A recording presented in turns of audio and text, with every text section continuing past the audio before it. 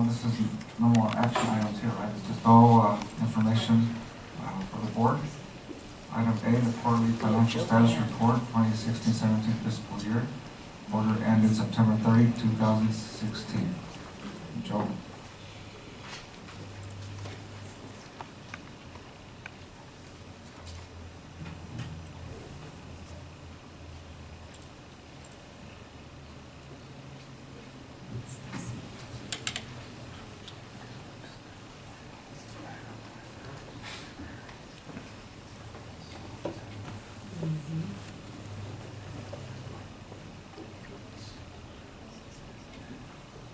As we get started, maybe Joe, you can introduce yourself to the trustees as well. Moving right along. When you get to the mic.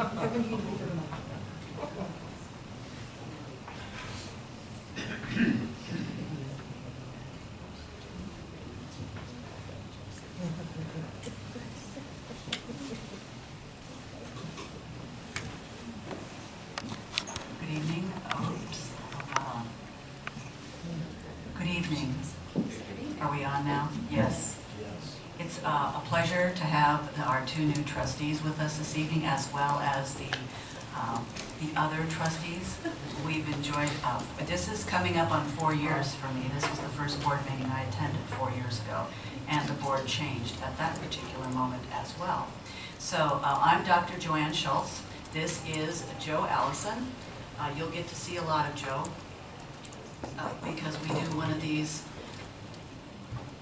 just about, we do something budget-wise just about every meeting.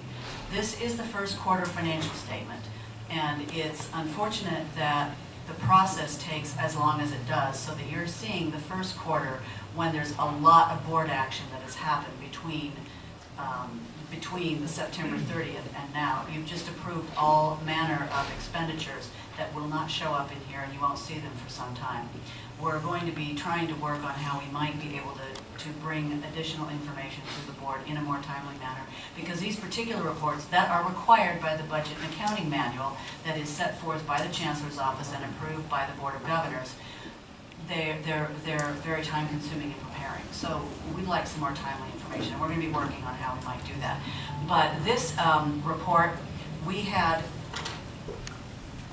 some changes in the way that we account for things.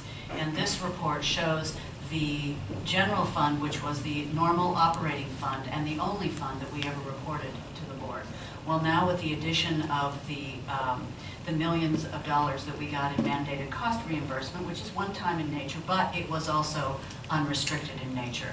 We've demonstrated here where the general operating fund is and the fund balance at the end of the year that we presented in June, for June 30th at 8.26%. And we've also shown here, ignore the 14,000% in the bottom line, because the percentage is of the ending balance to the expenditures. And since there were very few expenditures that occurred in the first quarter, in 15-16, this is 15-16 right here.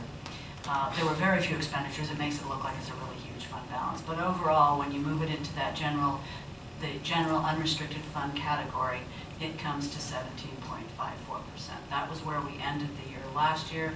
And this is the budget for this year. And Joe is going to be talking a little bit more about the budget itself for this year, where we expect to end up. And even though it shows that we're at a 13.11%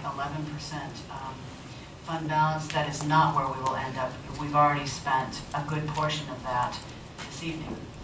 That will drop that down from that 120% that you see in the second column. So when you add those together, because the columns are because the amount in our board designated fund, we put it in the board designated fund because the board wanted to approve each and every one of the expenditures that came out of there.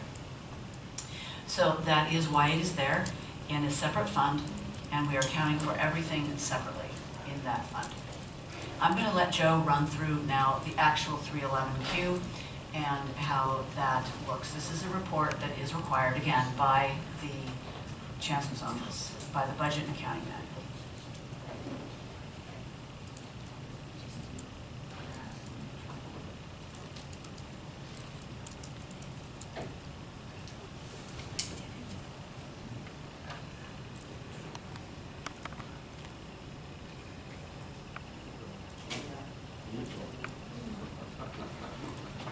Hopefully on your screen it's bigger than that. It's not.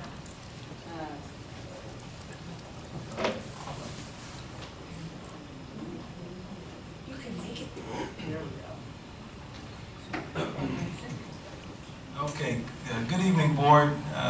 Welcome to our new trustees, Trustee Ramirez and Trustee Ochoa, as well as welcome back Trustee Upton for a new term. Yes. As Dr. Schultz mentioned, my name is Joe Allison, and here to present this information item to go through our quarterly financial report for the first quarter of 2016-17. And in keeping with the mandate from our new board president, I'll keep this very brief and spare you quite a few of the details unless you do have specific questions on the report. The first section of the report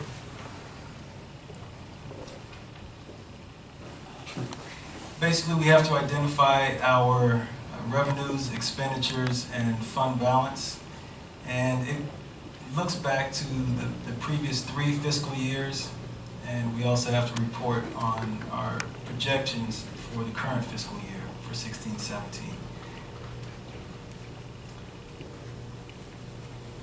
And so just to go to the item line F1, the bottom line there, in years 13-14 and 14-15, those percentages were based on just the general operating fund balance and did not include the board designated fund. And in 15-16, you see it increases up to 17%, and that is primarily because of the inclusion of the board designated funds and the state mandated cost reimbursement funds that we did receive and that were unspent.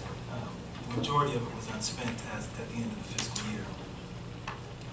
And so as Dr. Schultz just showed you on the other sheet, we're projecting to end with a 13.1% fund balance for this year, based on where we are through this first quarter.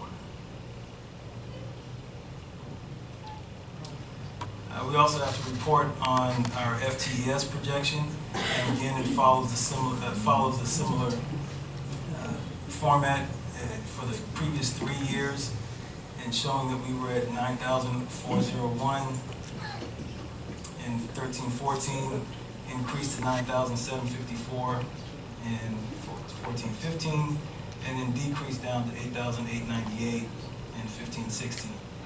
Our projection for 16-17 as it stands right now, based on our final recalculated amount, is 9,146. We also have to report on our cash balance. All of the other figures that you see above, those are only the unrestricted general fund. The cash section is the only section that includes restricted funds as well, that they require us to report on. And so for 16-17, at September 30th, we were at over $16 million in cash. And again, quite a bit of that has to do with the mandated cost money that we have received and haven't spent very much of it up to this point, but we are starting to move through it pretty quickly. So that number, that cash amount should decrease by the next quarter.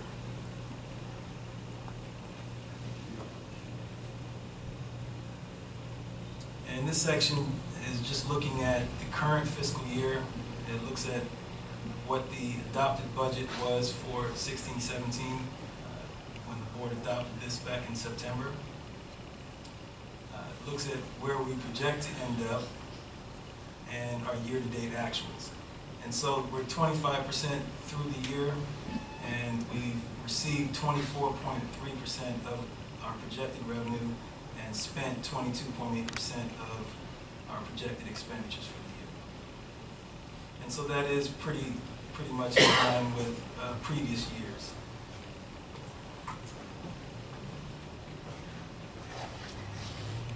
And then we're also required to report whether or not we settled any employee contracts during the quarter, which we did not. And so there's nothing to report there. Also very happy to report that we did not have any significant fiscal problems that we felt needed to be addressed or reported to the Chancellor's office, or any other significant events that we felt needed to be addressed as well. So, Mr. Allison, in item G1, the annual FTES, is that based on current projections? Dr. Allison, does that resonate with you? It appears to be an underestimate. I was just running some numbers, rough numbers here. I think we're going to be significantly higher than that. And those numbers will be updated as we complete our second report. Our second quarterly report will be based on updated FTS figures. As with all the other numbers as well. At what point in time does Administrative Services ask the Office of Instruction for this information? We base this off of the 320s, the attendance reports that are submitted to the Chancellor's office. Ah, okay. And that's historically how it's been reported for the FTS.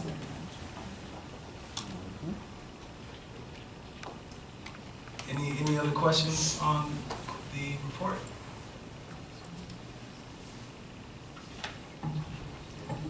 Thank you, Joe. Thank you very much. And I enjoy listening to you, so don't think I'm rushing you.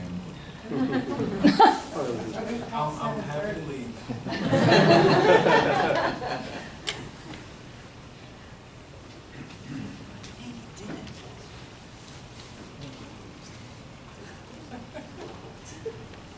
Okay,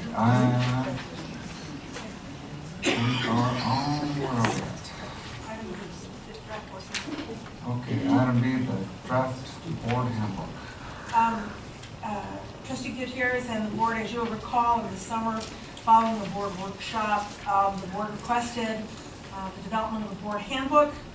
District Counsel Guy Bryant and our consultant Narcissia Polonia developed a draft out of the handbook. It was presented at the last meeting, but because we knew the election was in progress, we're considering this the first reading.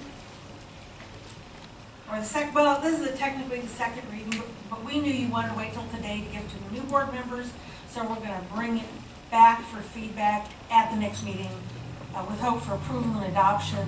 But there's really no timeline on this. If you want to wait after January into February, that's not a problem, but this is technically the second reading. In January, we will make sure that you have the opportunity to give feedback about how you feel about it, and then perhaps bring it back in February for approval and adoption. I kind of like that. What do you guys think? Well, I don't know if we need to make a motion to talk about it, but the topic very soon is what we're going to do to kind of develop the board and the relationship with the new president. So February, it tends to be a good month where we have a workshop. So I would like to kind of hold this and use this, the working draft. Just for information. Okay. So you guys can. So I don't necessarily want to vote on this as putting it. Well, February, let's just Yeah. kind of let it. Just hold it for the next workshop and use it as part of the program. All right. That sound okay with everybody else? And I'll just say that I read this and it was really helpful. I know it's only in draft form, but you know, it's very good. The sections make sense and they give really good guidance. So I can't imagine how much work it was to put this together, but I'm certainly grateful. All right, then we'll just, I guess, table it is the right word? Or just, Well, it can be brought back for input as an information item, but you don't have to put it, it'll be your choice when to put it to an action. okay, You just come back for comments every time. all right. That way we don't lose it. All right. Okay. All right, moving on to item C, first reading of Board Policy 5055, enrollment priorities. This is for the first reading of the board. College Council reviewed this. Most of the changes are related to changes in legislation as well as discussion on campus. If you have any questions, this is your first reading. It will be available, that probably would be appropriate at the action meeting. This is just for information. And this will be on for action in January. So if you have questions ahead of time, we'll just bring it forward. If you have questions ahead of time, you can certainly send that to me, and I'll send it to Vice President Patelli, or if you wait till January, you can send it to President Patelli, who helps shape us. All right. Item D. Again, this is for information to the district. This is the Police Officers Association openers with the district, and it's just the sunshine for the board.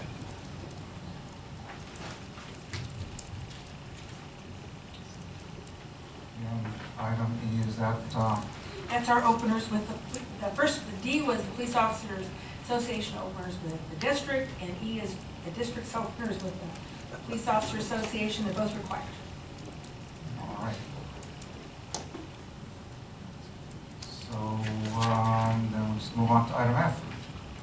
Item F, as you will recall, under the, collaboratively with the Academic Senate, the board approved Board Policy 7214, which is a process for emergency hires.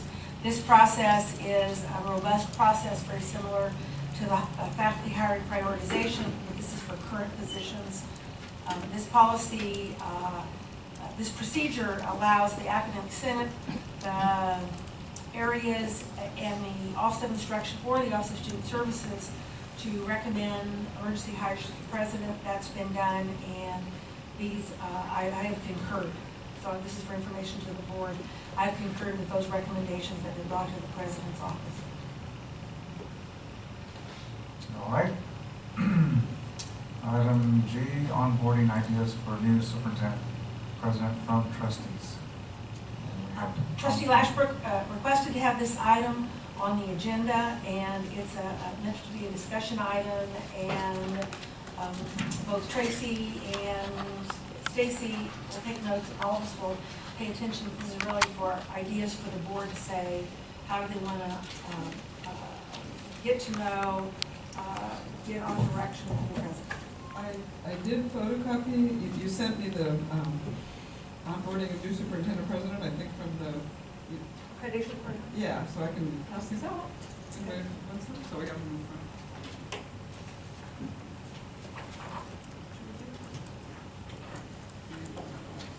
Good pen, I need them. Just talking points, a long time writing on it. So definitely we need to decide on how we're going to do our orientation with our new superintendent president and new board, and normally we are pretty busy sometime in the first part of the year. So I think we need to talk about that. So that was number one. Ms. Ashbrook, given that Stacy's supposed to be taking note, can I give her a copy? Oh, sure.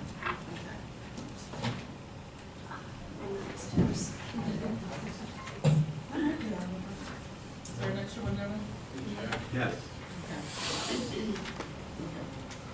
There's the pen. Okay, so, normally what we've done is fairly early. I did, as we just had the report, we tended to work with Merced from ACCT, Association of Community College Trustees. I did talk with her today, and she is available. We can talk about that when we went to, but she tends to be in California in February. So if we feel like that's a good time, we want to figure out what our agenda is, and want to meet with her again, that is available.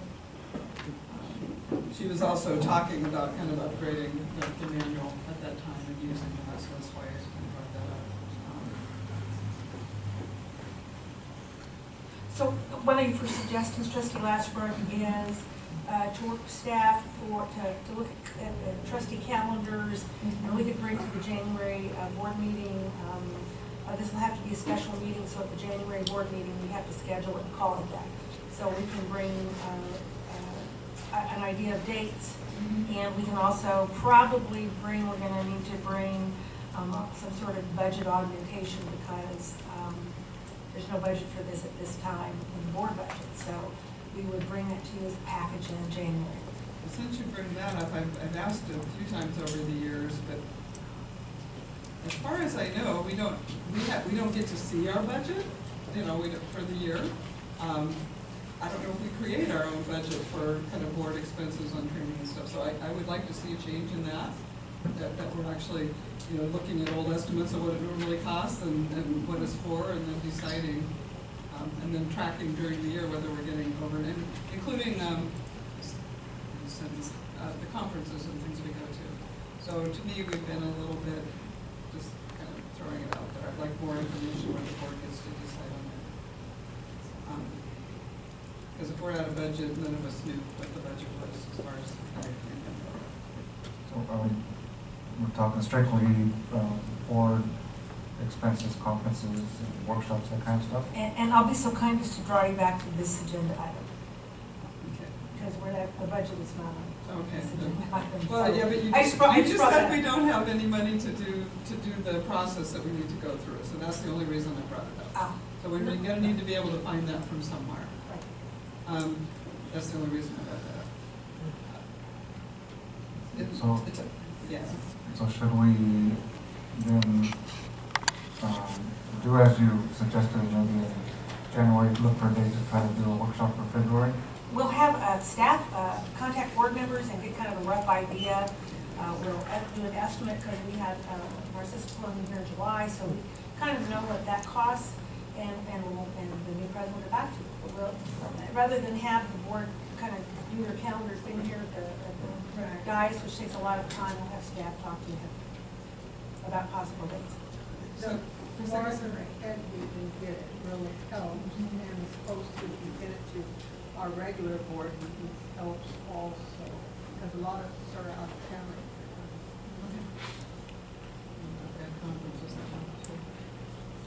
So I just want to make sure, then this one goes, I'm sorry, Chris, I guess I don't have one for you, I just did 10. But and this is out of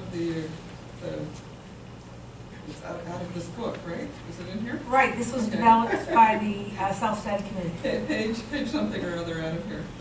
So anyway, we can, it's just that when do we really sit down as a board and talk with our new superintendent president to go over all these things and figure out the culture of how we want to work together? I guess that's, more than anything, I'm concerned with that and then how our wishes as a board go through our own employee to get out to the rest of the college. I just want to make sure that this isn't something that just goes on without us all getting our heads together.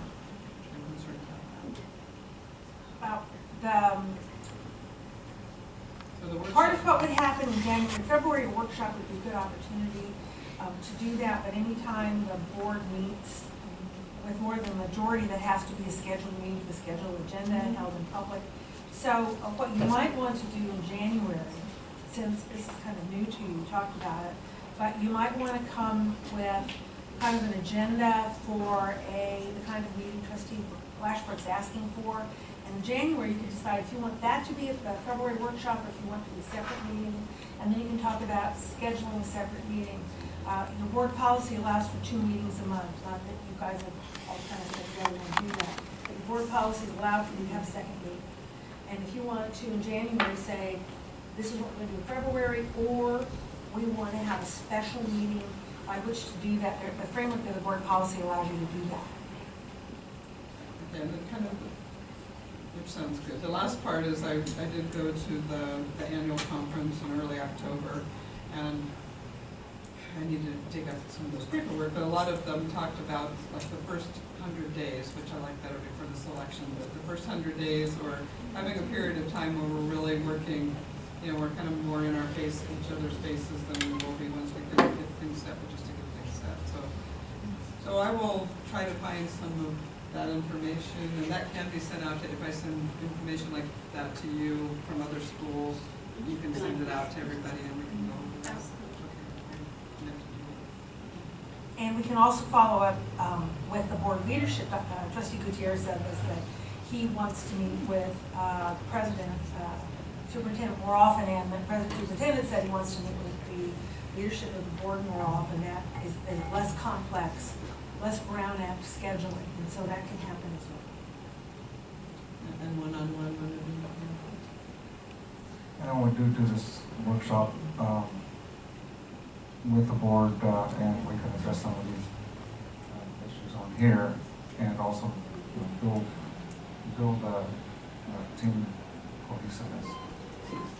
Right? And one other thing, when I talked to Narcissa Polonio today, she said that they have coaching for new CEOs.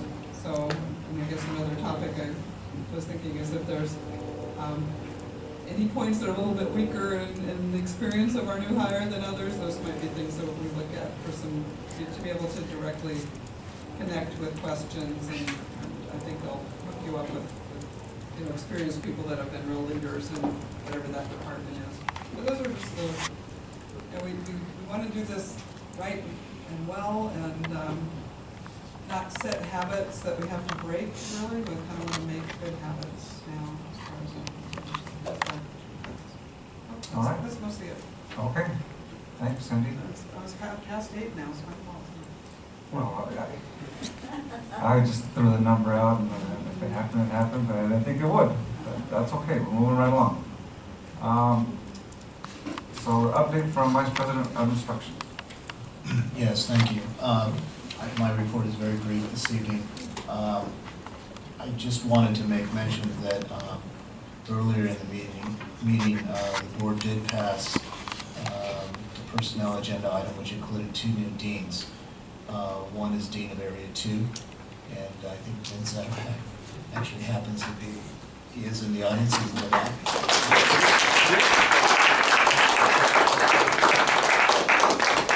And then the other position is the Dean of Institutional Effectiveness, which I think is going to be probably one of the most significant positions here on campus moving forward. This is a position that most colleges of this size developed several years ago, so we're a little slow on the curve with this particular position, but now we have a person who has joined our ranks, who's coming from college north of us, and his resume is sterling with regard to his ability to engage in institutional research. He will be coming on board in the first part of January, so that's another position that was filled this evening. Our FTES is looking pretty good, I might add. We are looking at a fall FTES figure at this point in time of 4,049, and that's up considerably from fall of last year, so we are moving the institution in the right direction. The spring FTES figure is based on enrollment up to this point in time, and we did break the 3,000 figure a couple of days ago, so we are now at 3,079, and we are approximately 760 FTES away from where we were spring of 16, and of course we want to surpass that number and come in with a figure that's much closer in alignment with what we're doing this fall. If we're able to replicate our FTES yield this spring based on what we're doing this semester, and if we're able to secure an FTES yield with our non-credit program that's comparable to what we've done in the past, and that would also be in addition to our summer school FTES, and again a comparable figure, that would place us in good stead. We would be right around 9,900 and some change. So, and that's the direction, of course, we need to move. The institution is a stability. We do need to figure out a way of moving out of stability status that allows us to sustain that growth so that we don't slip back into stability status. So the FTS is looking good. I don't have a lot to compare it to because we have an absence of data from past semesters, but just looking at the enrollment pattern for this spring semester, I'm feeling pretty confident we're going to be able to hit 4,000 and hopefully exceed that figure. And that concludes my report. Thank you. All right, thank you, Dr. Ellison. Academic Senate? Before we move on. That's fine, just go right on. Nice try, Joe. Yeah, I think that my comment was going to be that I feel similarly as the budget issue. So I'm going to be asking the president for maybe some time where I can meet with Dr. Ellis to get familiar with what the department is, what the goals are, just so that I can be a better trustee. So I'll be reaching out to try to link up with Dr. Ellison. Yes, of course. Thank you. And Joe, I'd like to echo that too. Since I'm a new trustee, I would like to be part of that as well, if I may. All right, welcome. Well, you just got to give him a call. And I tried to sneak ahead, but you guys caught it. So we'll go back to It was update. an A word, it was close enough. Update from the Vice President at Services. Yes. There's been a great deal going on in administrative services. We just finished working on all of our accomplishments for 15-16. It was kind of staggering. We had over 82 projects that we completed that year, and they ranged from safety training to policy updates, online offerings for students in student fees and payments, energy savings projects from Prop 39, scheduled maintenance projects, cost-saving bids from such as custodial. We had new accounting pronouncements that we had to implement, along with laws and regulations, particularly changes in our payroll reporting for Affordable Care Act. We had classroom upgrades. We brought the bookstore to break even. That gets a woohoo. Woohoo! Yeah. And we increased revenue from our events, and also from printing and graphics, providing all sorts of services to the community, which we had hoped they'd be able to do. They've doubled all of that. It's been pretty impressive. This year, we are moving over the spring break on 19 projects. We're hoping that they all get done. They probably won't, but they're slated and scheduled to move forward. Winter Rick. And one of them is the slurry seal for right, one of them is that particular project, and we are hoping that that one is able to get done. But it does require 60-degree temperatures during the day for a few days. Not sure if that's going to happen. We've got our fingers crossed. We want the rain, so I mean, this is a tough one. Parking, rain, I don't know. So we've also started a new electronic parking pass for guests. We'll be rolling that out with the management team tomorrow. Stacy, Denise, Tony, and Kathy had the training today. They've given all their input. They're ready to go. So this is an opportunity. We're working toward making sure that there is a parking pass in every single car on this campus. That will push us toward the concept of more people paying for parking. These are guest parking passes where people will not be paying, but it's much easier for the security staff to run down an aisle, and if there's nothing in the window, they get a ticket. So we've had a lot of relaxed parking on campus that makes it very difficult to do that. So this is a goal, this is one of our goals, to get a parking pass in the window of every single car on campus. And it'll help in a number of ways. The other thing that we have implemented and rolled out finally is a streamlined method for reimbursement for travel.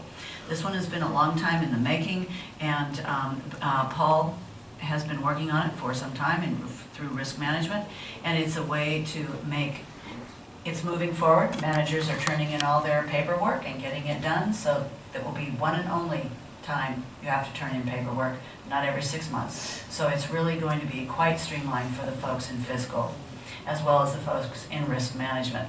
The last thing that I will leave you with is something that the majority of the board has heard about, but the new trustees will have not ever heard about this. 2 years ago, we implemented a Hire One program for our financial aid disbursements. It met with a great deal of controversy at the time, and there was a lot of board discussion about it, but we were able to go ahead with it under the understanding that we do a survey of the students. And we did that. We've done 2 of them, as a matter of fact. With the first survey that we did, came out very well, but there were some areas that we needed to improve on.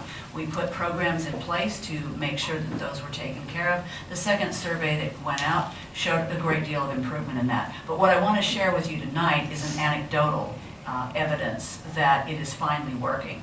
One of the things that the students were doing with this Hire One card is a debit card. Financial aid was put into a bank. The bank is now called Bank Mobile. So it's actually a real bank. It's not going through another company to a bank, it's actually a bank. So that's been an improvement. And the one thing that was occurring was students would take that card and they'd run out and get all their money out of the ATM. So they were treating it like a plastic check. And what we really wanted them to do was get banking experience. And there was a lot of training that went on with that. And when we moved the cafeteria outside, the one thing that the folks in the cafeteria were concerned about was that we be able to have internet access out there so that those students could run their Higher One cards. They were very concerned that they would be able to use them for getting breakfast and food, which said to me that they are finally using it as a bank account rather than as a plastic check. So that was an exciting moment. So it's come full circle, and they're starting to actually use it the way it was intended. And that is, there was a lot of angst over that as we moved forward on it, but I want to thank the board for going ahead and trusting that this was going to work out, and in fact it did. And that's my report. All right, thank you. And update from the Vice President of Student Services. Good evening. Welcome, Trustee Ochoa, Trustee Ramirez, and congratulations to Trustee Upton on another round as a board member. When the college found out we were getting mandated cost reimbursement funds, one of the things that the board asked us to do is make sure those dollars went directly towards benefiting our students. And two projects that you all should be very proud of were the use of those mandated cost reimbursement funds. One is the cafeteria remodel. Those funds were used to give the cafeteria a completely new look and overhaul. We had a couple stumbling blocks along the way, but we have a new cafeteria now, and invite you all to go over and look at the new cafeteria. The students are very proud of it. I'd like to brag on student government for a moment. It's because of the work of student government and their program review and advocating for this remodel that it happened. So that's evidence that program review does work, and it does lead to continuous quality improvement. Student government's a good example of that. The other project that's going on is the remodel of the Veterans Resource Center. We were fortunate to have a donation from the Gallup Foundation. We also just received funds from the county supervisors, and we have started the remodel this week. Our veteran students are a very important student population on our campus. We have comprehensive services that they can have a one-stop as a part of the Veterans Resource Center. And because of the generous donation of the Gallup Foundation, we are now able to remodel their space and give them a new center, which will open sometime in January, and I hope that we have an official opening of that. I'll talk to the new president about it. I would also like to brag on our Student Services Division. Each year, they adopt our own students and purchase presents for those who'd like to participate. I believe this year, all of our departments and programs in the Student Services Division has participated. Many of them are single parents that have anywhere from 1 to 5 kids. We adopted 24 families this year.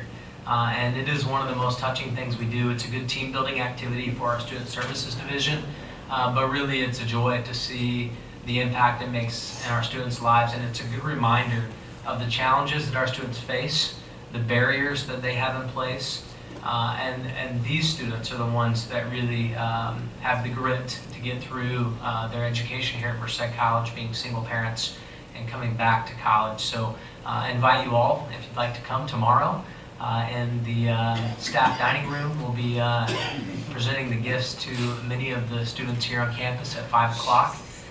We did it on Monday at the Los Banos campus, where they adopted several families as well. And then the last thing I'll mention is we are ramping up our high school outreach in the spring. That's our largest pipeline of new students is from the high schools. And we are sending out our Student Success and Support Program technicians to all the high schools. They'll be very busy. I think it's probably time that we also, as a group, go out and visit the high schools again. We did it a couple years ago as an admin team and the trustees, and it was fruitful. It was very informative on areas that we can better improve to serve our high school students, and it also helps with our enrollment priorities here in this district. So we should plan on a collaborative effort to get out there and support our SSSP technicians that are helping recruit new students. And that's my report for tonight. Thank you. All right, thank you. Item 11, constituent reports, academic senate.